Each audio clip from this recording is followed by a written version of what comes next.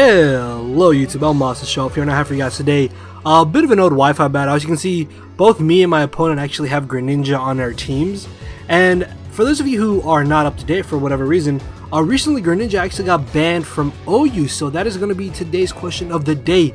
Let me know, do you agree with the ban or do you disagree with it and why? And while you're at that, make sure to leave a like down below if you guys do enjoy the video. One like can definitely go a long way. And looking at the team going into this battle, I knew Greninja was easily the biggest threat to my team, just because as you can see from my team, Greninja can pretty much 6-0 it, so that was one thing I was really fearing. Another big threat could have been that Haxorus if I lose my Landorus and I allow him to get up a Dragon Dancer who could sweep me. So I think I do end up leading off with my Heatran. I'm not too sure what I did predict him to lead off with, just because, as I said, this is a bit of an old battle, but unfortunately he ends up leading off with the Infernape, which is really bad for me. Obviously I'm going to be fearing a close combat, so I take this chance to switch directly into my Landorus, as he actually ends up making a nice play, predicting me to switch out, and is going to go for the Stealth Rocks. Now this Heatran that I lit off with is actually a very interesting set that you're going to see. So I'm in a solid situation where I can feign that I am actually Scarfed to outspeed him, but I'm going to take this opportunity to go for my own Stealth Rocks as he brings in the Ferrothorn. I was really fearing him going straight for a layer of spikes, so I'm making an aggressive switch right into my Heatran, but he ends up making a very nice play, predicts me to switch out, and is going to be able to Leech Seed my incoming Heatran. Now this isn't too big of an issue just because Leech Seed aren't really going to be hurting my Heatran, but this is not a bulky Heatran by any means. I'm actually a more offensive variant, so this turn I'm actually going to go for the Toxic, predicting him to want to go ahead and go for the Protect, thinking that I would go straight for my Fire Stab move. So this turn I'm hoping that he'll predict me to go for Toxic again and maybe want to stay in, trying to get up a layer of spikes. And what I'm going to do is actually go for the Magma Storm. Yes, this is actually Magma Storm Heatran, and I just want to say right now, the animation for Magma Storm, as you're about to see, is so cool. Look at that! That is awesome. I really love the animation for Magma Storm. I want to use this Heatran set again just because of that animation. That's how much I like it. So he ends up bringing in the Greninja. I do a solid 50% amount of damage, as even after the Leech Seed recovery, the Magma Storm will bring him back down to the same amount of HP. Obviously, I don't want to stand and take a Hydro Pump, so I'm going to be forced to switch out as I bring in my Kyurem, because it's the only thing on my team that can kind of safely switch into a Hydro Pump. I mean, I do have Latios, but Greninja cannot speed me and Dark Pulse me or Ice Beam me, and my Kyurem is Scarf, so I'm hoping that if he does Hydro Pump, he'll stay in thinking he can knock me out again, and that I can surprise him with a Outrage. Unfortunately though, he makes a very nice play, predicts me to switch out, and is going to go for the U-turn as he brings in the Ferrothorn. Even though I do have Heatran, I'm very scared to switch it in just because there is a good possibility, as you can see, he's going to want to go for the Leech Seed.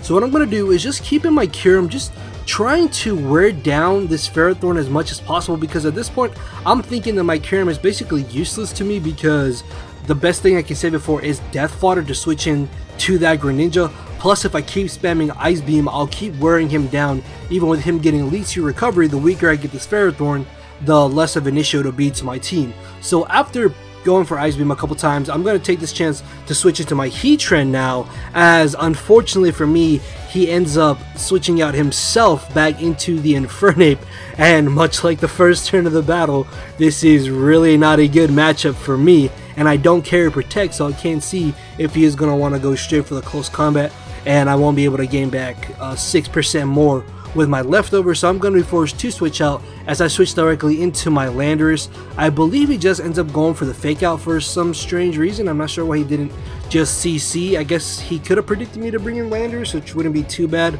but I think close combat might have actually done more, because after stab it's still base 120 if I'm not mistaken. So here I'm going to take this chance just to go ahead and go for the U-turn, because there's no way he's going to want to stay in, risking me going for the Earthquake. I was actually very close to going for the knockoff, but I second guessed myself and I was like, U-turn is actually my better play here, because if he does switch out, I can just get a free U-turn into my Greninja, which, much like his Greninja, is a massive, humongous threat to his team. And I'm basically in a good situation where I can get a free kill, because after all the prior damage that I got on Ferrothorn, it's not going to be switching into Stealth Rocks and living 2 Ice Beams, as I straight up Oko Mandibuzz and Mandibu's by no means is a frail Pokemon. So he's going to bring in the Manectric. I found it very odd that he brought in Manectric. The only thing I can think of was that he had Protect, so he could Mega Evolve, Protect, and then gain his speed to outspeed me the following turn. So what I'm going to do is actually take this opportunity to get up a layer of spikes, predicting him to go for the Protect. But as you see there, he didn't go for Protect because he didn't go first. He actually ended up going for the Volt Switch, and if I had just gone for Hydro Pump, I would have been able to most likely just OHKO this Manectric. So this turn I'm going to be forced to switch out. As I bring in my Latias, I'm thinking, okay, I can easily take this Hidden Power Ice.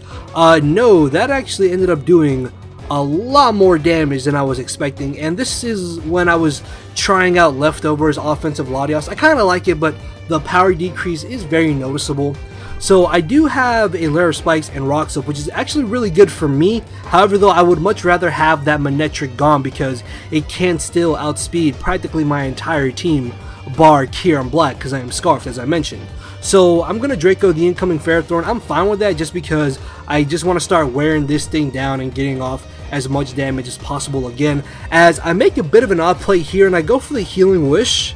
I knew he would go for the Leech Seed, but I'm thinking that I may have had use for Latias later in this battle, but because I passed the Healing Wish off to my Kieran Black, this is actually going to help me later in this battle. So at the amount of HP that the Ferrothorn is at, I believe that Ice Beam can actually 2-KO him right here, but I am going to end up switching out into my Scizor because this is actually a max attack offensive Mega Scizor with Superpower, and at the amount of HP that Ferrothorn is at, a Superpower will indeed be able to finish him off. If I really wanted to, I could have definitely stayed in and started Sword Dancing up, but because he has Leech Seed, he has Protect, he has the Rocky Helmet as you're about to find out, and he also has his Manectric with Intimidate. If I did want to stay in Sword Dance, it would have hurt me more in the long run of the battle. So honestly, going for Superpower was the better play in this scenario. As I'm able to destroy the Ferrothorn, he's going to go ahead and bring in the Infernape. So I believe I predict him to go for the close combat this turn, thinking that I would switch into my Heatran, fearing the overheat, but he does end up making the safe play, and I believe he does just end up going for the overheat here, which is going to get off a huge amount of damage on my Landorus, which did kind of scare me at the moment because obviously I did make a misprediction here, and I still can save this Landorus to be able to intimidate this Infernape if it comes down to it. So I'm going to stay in and I'll make a rather aggressive prediction, and I'm going to predict him to want to go for the overheat again, and sorry, I predict him to predict me to bring in Heatran, thinking that he would go for the overheat again, and I actually end up going for the Earthquake, hoping that he would go for the close combat, but he actually ends up just foddering off his Greninja, which is really great for me, as he brings in his Manectric. Again, I still do have use for this Landorus, so what I'm going to do is actually save my Landorus here because I will be able to intimidate that Infernape, which could definitely come to help me later in this match. And I'm actually going to be able to get a free switch into my Kieran Black because there is no way that he's going to go for the Volt Switch in this scenario. And obviously I can take a Hidden Power Ice. So because I'm Scarfed, his last three Pokemon are this Manectric, the Haxorus, and Infernape. I'm basically guaranteed to destroy something with an Outrage, as I'm able to knock out the Manectric.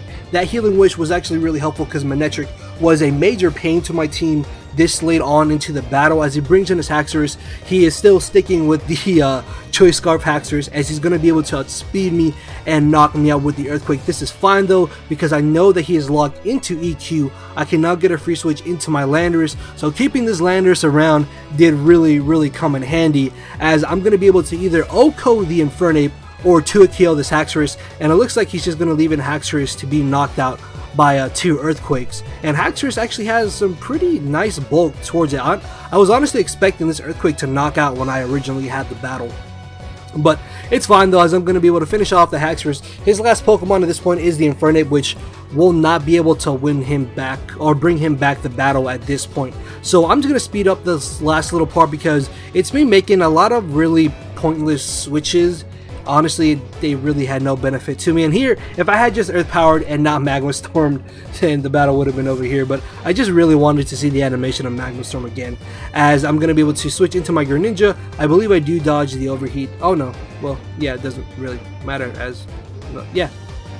So yeah, and that is going to be the victory in my favor. So yeah, hopefully you guys did enjoy the battle, and if you did, then you know what to do. Also, make sure to answer the question of the day, which is, do you think that Greninja should have been banned? Personally, I was kind of on the fence. I was leaning more towards it actually being banned, just because it is really good. The fact that it gets stabbed on every single move, and the fact that it got gunk shot this gen just made it even that much more of a threat.